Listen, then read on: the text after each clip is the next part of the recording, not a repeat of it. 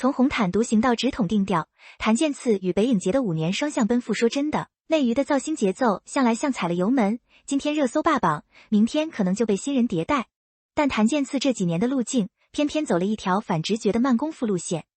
2021年，他一个人踏上北影节的红毯，手里没握着带硬作品，只留下一句希望下次带着作品来的轻声承诺。到了2025年，他真就带着聚焦听障群体的震耳欲聋回来了，还稳稳坐进了短片单元终审评委的席位。转眼2026年，官方一纸公告，他直接成了北影节的宣传推广大使。5年时间，3级台阶，一步没虚踩。咱们平心而论，在这个讲究快准狠的名利场里，这种不靠营销堆砌，全凭实打实作品垫脚的进阶速度，确实少见。坦白讲，每次看到这种说到做到的艺人轨迹，我都忍不住感慨，娱乐圈从来不缺野心，缺的是把野心熬成耐力的定力。谭健次这波操作，与其说是被平台连续翻牌，不如说是时间给他是人的一份精准回执。很多人会问，北影节凭什么连续3年都把目光锁定在他身上？答案其实就藏在他的作品履历里。你看《猎罪图鉴》里的沈毅，不用歇斯底里的爆发，单靠一个微蹙的眉头，一次指尖的停顿，就能把嫌疑人的心理侧写勾勒得毛骨悚然。长相思里的相柳，更是把意难平3个字刻进了观众的记忆里，多少人是为一滴眼泪刷完的剧。再到震耳欲聋，不迎合快餐叙事，偏偏去触碰听障群体这种容易吃力不讨好的题材，结果呢？B 站评分硬生生拉到 9.7， 长尾效应绵延至今，二创、影评、公益讨论一波接一波。这哪里是热搜能砸出来的数据，分明是观众用真金白银和时间口碑堆出来的基本盘。更难得的是，他早就打破了唱跳偶像转型必扑的刻板印象。跳舞是科班出身的肌肉记忆，唱歌是 live 能打的硬实力，演戏则是具抛脸的沉浸式塑造。当外界还在争论他到底是歌手还是演员时，他一句都是轻描淡写地带过，但背后是跨赛道切换时毫不怯场的底气。北影节组委会给他的那句评语，兼具实力与人气的90后演员代表，字字没水分，句句踩在点上。说句实在话，咱们看惯了数据女工和热搜制造机后，再回头看他这种靠角色立身的路子，反而觉得他是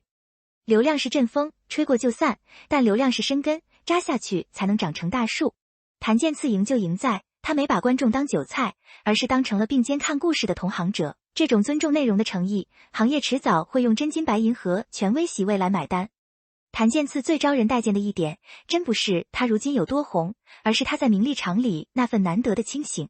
2025年当评委时，他没摆什么前辈架子，开口就是带着学习的心态来。2026年接过推广大使的接力棒，他谈的是一直相信故事的力量。乍一听挺官方，但你结合他这几年的轨迹细品，哪一句不是掏心窝子的实话？2021年立下的 flag， 他默默记了4年，不仅兑现了，还超额完成了 KPI。在一个人射崩他比换季还快的圈子里，这种言出必行的性格简直是稀缺物种。再看看他挑剧本的眼光，确实毒辣。被我弄丢的你赶在冷档期上映，硬是凭口碑啃下2亿票房。震耳欲聋，不追大 IP， 专挑边缘群体和社会议题，为无声者发声。别人在接骨偶保平安，维持舒适区的时候，他在主动撕标签，拓边界。这恰恰暗合了北影节 RF 心血计划的内核，不看重你过去有多耀眼，只看你未来敢不敢打破常规。他不是把理念挂在嘴边喊口号，而是用一步步戏，一次次挑刺儿似的自我较劲，把行的人入队的行这句老话演成了现实。我常跟同行聊，艺人走到一定阶段，拼的早就不是资源厚度，而是决策精度。谭健次最聪明的一点，就是没被流量惯性绑架，反而把主动权牢牢攥在自己手里。这种清醒，在浮躁的当下，比任何精修的营销通稿都管用。他让每一次亮相都成了对专业主义的无声背书。谭健次和北影节的这段缘分，说白了，是内娱生态里的一股清流。电影节需要新鲜、有号召力的年轻面孔来破圈吸引大众，年轻演员也需要权威、专业的平台来为实力盖章。从早年的表演嘉宾，到短片终审评委，再到如今的宣传推广大使，他走的每一步都严丝合缝，没有一步是空降，更没有捷径可抄，全是靠一步步细熬，一个个角色磨出来的。今年他的任务单可一点不轻，不仅要主持开幕式红毯，颁发天坛奖的关键奖项，还要亲自下场主导 RF 心血计划的青年创作者工作坊。这些活儿挂个名容易，真干起来却极考验专业素养、控场能力和对电影工业的敬畏心。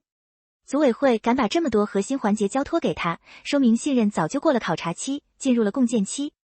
粉丝们总爱说谭健次太给咱们长脸了，这话听着暖心，但往深了琢磨，逻辑的反过来，是他先给自己挣足了底气，把专业底盘打牢了，粉丝的骄傲才有了实实在在的落脚点。咱们不妨想想，电影节的红毯从来不是终点，而是起跑线。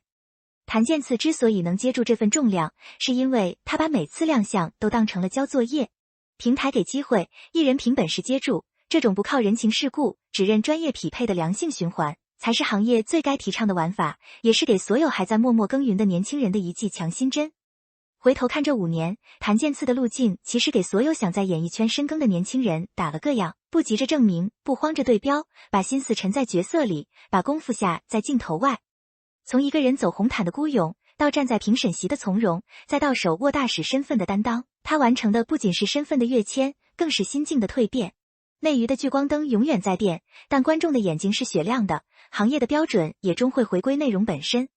谭健次能连续翻牌北影节，从来不是什么玄学，而是实力、态度与平台诉求精准咬合的必然结果。他不替粉丝做梦，他带着粉丝一起往前走，用作品筑起护城河，用清醒对抗浮躁。